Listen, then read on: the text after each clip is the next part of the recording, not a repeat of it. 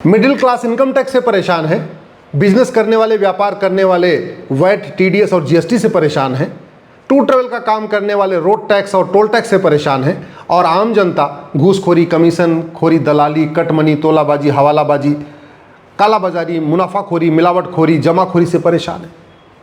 सरकार माओवाद, नक्सलवाद, आतंकवाद, जिहाद, मजहबी उन्माद से परेशान है। सब परेशान है। इनकम टैक्स डिपार्टमेंट वाले पूरी कोशिश कर रहे हैं, फिर भी जितनी वसूली होनी चाहिए नहीं हो पा रही। जीएसटी डिपार्टमेंट वाले भी काम पे लगे हुए, फिर भी जीएसटी की चोरी हो जा रही है। और जब भारत में इतने टैक्स लगे हुए, इसके बावजूद भारत के ऊपर 250 लाख करोड़ का कर्जा है आज की डेट में। और आचार्य चाणक्य के समय, चंद्रगुप्त के समय, जब इनमें से कोई टैक्स नहीं था, न टोल टैक्स था, न रोड टैक्स था, न वैट था, न टीडीएस था, न इनकम टैक्स था, न जीएसटी था, कोई टैक्स नहीं था, तब भारत सोने की चिड़िया कहलाता था। और तब भारत की जीडीपी 40% थी। आज की डेट में भारत की जीडीपी 8% है। इतने टैक्स लगाने के बावजूद, इतना काम करने के बाद, सरकार इतनी मेहनत कर रही है, तब 8%, अभी 10% नहीं हो पा रहा है। और जब हमारे देश में ऐसा कोई टैक्स था ही नहीं, तब भारत की जीडीपी 40% थी और भारत सोने की चिड़िया था। भारत के ऊपर कोई कर्ज नहीं था, भारत पूरी दुनिया को कर्ज दे रहा था।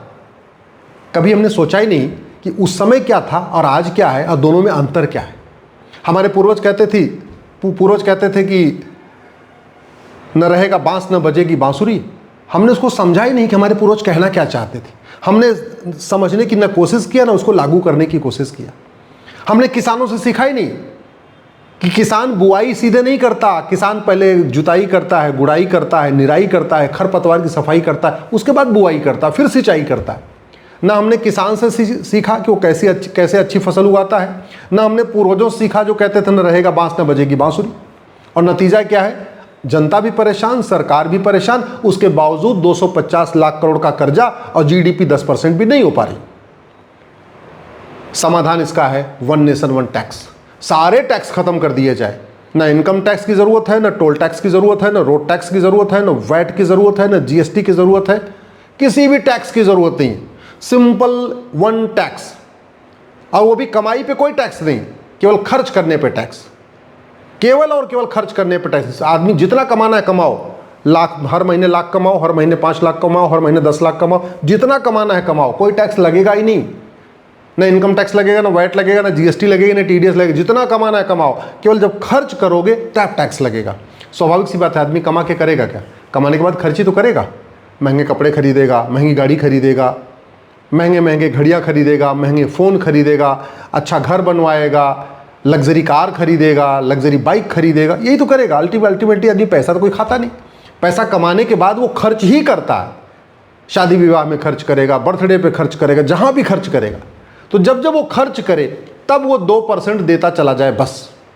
सरकार को क्या करना है? इनकम टैक्स डिपार्टमेंट ख़त्म कर दे। सरकार को क्या करना है? जीएसटी डिपार्टमेंट ख़त्म कर दे। सरकार को रोड टैक्स डिपार्टमेंट ख़त्म, टोल टैक्स डिपार्टमेंट ख़त्म, वैट ख़त्म, जीएसटी ख़त्म। सरकार को केवल इतना करना है कि जब भी कोई व्यक्ति खर्च करे उससे 2% वो बैंकिंग ट्रांजैक्शन टैक्स लेता जाए। अब आप कहेंगे 2% लगाएंगे तो लोग जो है ऑनलाइन खर्च ही नहीं करेंगे, फिर तो लोग कैश में खर्च करेंगे। इसीलिए 100 रुपये से बड़े नोट बंद करने की ज़रूरत है। सरकार 100 रुपये से बड़े नोट बंद कर दे, 5000 रुपये से महंगे सामान का कैश लेन देन बंद कर दे, 50,000 रुपये से महंगी प्रॉपर्टी को आधार से लिंक कर दे, और 2% बीटीटी लगा दे, बैंकिंग ट्रांजैक्शन टैक्स लगा दे। इन मिडिल क्लास भी खुश हो जाएगा, नौकरी पेशा भी खुश हो जाएगा, सारे बिजनेस व्यापारी भी खुश हो जाएंगे, गाड़ी चलाने वाले, टोल टैक्स देने वाले, रोड टैक्स देने से जो परेशान है वो भी खुश हो जाएंगे। पूरे देश में सब खुश हो जाएंगे और सरकार की आय बढ़ जाएगी, क्योंकि चोरी बंद हो जाएगी। अभी तो क्या हो रहा है? अभी लखनऊ में था ना, जीएसटी के लोग खुद ही 200 करोड़ की हेरा फेरी करके बैठ गए। इनकम टैक्स वाले खुद ही हेरा फेरी करके बैठ गए। न रहेगा बांस न बजेगी बांसुरी। न इनकम टैक्स होगा, न इनकम टैक्स डिपार्टमेंट होगा, न हेरा फेरी होगी। न रहेगा बांस न बजेगी बांसुरी, न जीएसटी होगा, न जीएसटी डिपार्टमेंट होगा, न जीएसटी इंस्पेक्टर होगा, न जीएसटी कमिश्नर होगा, तो काहे की हेरा फेरी। और जब जीएसटी नहीं होगा तो काहे की टैक्स चोरी। इनकम टैक्स नहीं होगा तो काहे की टैक्स चोरी। वैट टीडीएस नहीं होगा तो काहे की टैक्स चोरी। टोल टैक्स रोड टैक्स नहीं होगा तो काहे की टैक्स चोरी।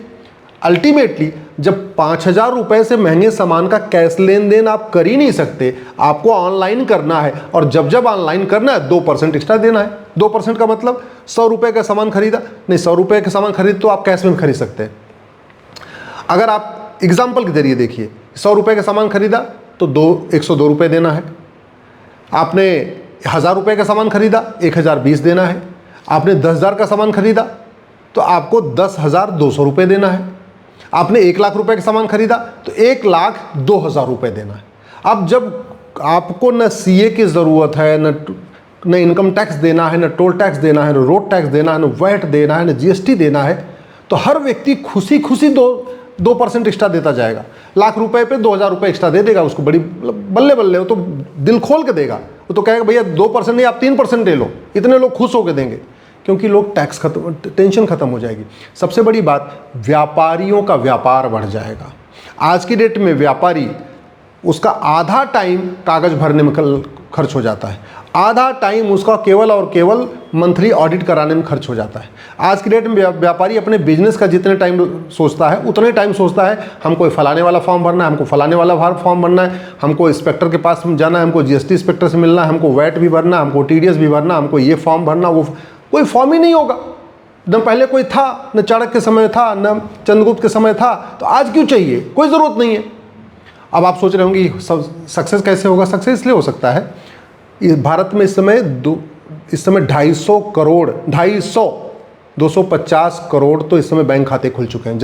जनसंख्या भारत की 150 करोड़ है और खाते खुल चुके हैं 250 करोड़। गरीब से गरीब आदमी का जनधन खाता खुल चुका है, गरीब से गरीब आदमी बैंक से जुड़ चुका है।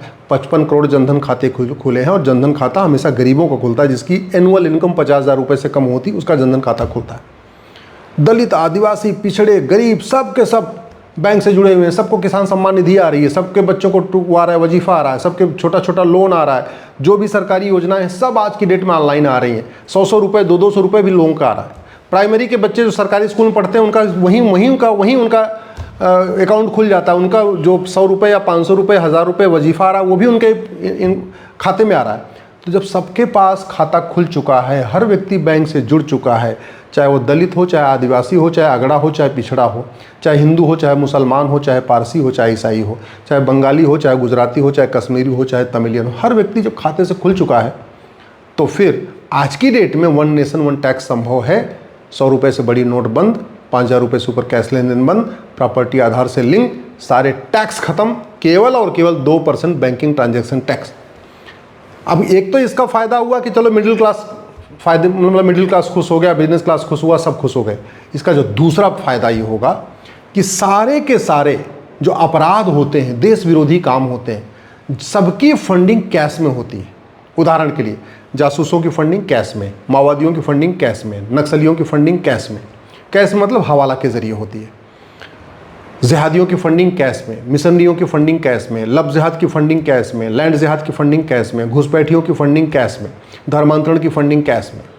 हवलदार कैश में लेता है, थानेदार कैश में लेता है, पेशकार कैश में लेता है, लेखपाल कैश में लेता है, पटवारी कैश में लेता है, कानूनगो कैश लेता है, पेशकार कैश लेता है, तहसीलदार कैश लेता है, जज साहब कैश लेते हैं, कलेक्टर साहब कैश लेते हैं, कप्तान साहब कैश लेते हैं। आप देखा होगा कानपुर में एक लेखपाल पकड़ा गया, 100 करोड़ की प्रॉपर्टी।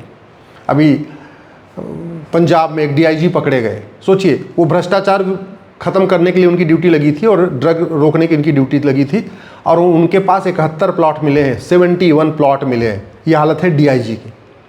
ये 1 नेशन 1 टैक्स से भ्रष्टाचार 90% खत्म हो जाएगा। ये मैं गारंटी के साथ कहता हूँ, 90% भ्रष्टाचार खत्म।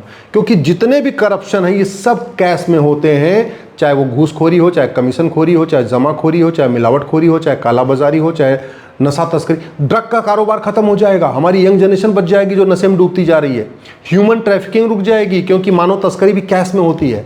अवैध हथियारों का कारोबार बंद हो जाएगा, क्योंकि वो भी कैश में ही होता है। इसी तरीके से सोना तस्करी बंद हो जाएगी, वो भी कैश में होती है। चंदन तस्करी बंद हो जाएगी, वो भी कैश में होती है। हवाला कारोबार बंद हो जाएगा, क्योंकि वो भी कैश में होता है। कबूतरबाजी बंद हो जाएगी, क्योंकि वो भी कैश में होती है। इस तरीके से अलगाववाद, आतंकवाद, माओवाद, पत्थरबाजी, आगजनी, ये सबकी फंडिंग कैश में होती है। रेल रोकने की फंडिंग, आंदोलन करने की फंडिंग, आपकी सड़क रोकने, हाईवे रोकने, सबकी फंडिंग कैश में होती है। अवैध खनन का कारोबार कैश में होता है, चाहे वो बालू खनन हो, चाहे कोयला खनन हो, चाहे कोई सा खनन हो। भ्रष्टाचार 90% खत्म हो जाएगा। इसका मतलब ये हुआ आपकी सड़क बार बार टूटेगी नहीं। सड़क बार बार टूटेगी नहीं, इसका मतलब सड़क में एक्सीडेंट रुक जाएगा। जो 5 लाख लोगों का हाथ पैर टूट रहा है साल में, वो भी रुकेगा। बहुत फ़ायदे हैं। इसलिए मैं आपसे आग्रह कर रहा हूँ, अगर आप चाहते हैं कि भारत फिर से सोने की चिड़िया बन जाए, भारत में वास्तव में राम राज्य आ जाए, भारत विश्वगुरु बन जाए, भारत परम वैभव को प्राप्त हो जाए, भारत में सामाजिक समरसता है, भारत में अराजकता खत्म हो, भारत में भ्रष्टाचार खत्म हो, भारत में अपराध खत्म हो, जैसे सिंगापुर में भ्रष्टाचार नहीं है, जैसे अमेरिका में भ्रष्टाचार नहीं है, जैसे और भी दुनिया के आप चाहते हैं कि भारत में भी वैसा हो, तो आप वन नेशन वन टैक्स लागू करने की बात मांग करिए। मैं गारंटी के साथ कहता हूँ, बाकी सब छोड़िए, ये एक विषय केवल माननीय Modi ji one nation one tax लागू कर दें, भारत फिर से सोने की चिड़िया हो जाएगा। गुरु गोलवलकर जी, डॉक्टर हेडगेवार जी, बाबा साहब अम्बेडकर, वीर सावरकर जी, सरदार पटेल, सबका सपना साकार हो जाएगा केवल एक काम करने से, वन नेशन वन टैक्स लागू करने से।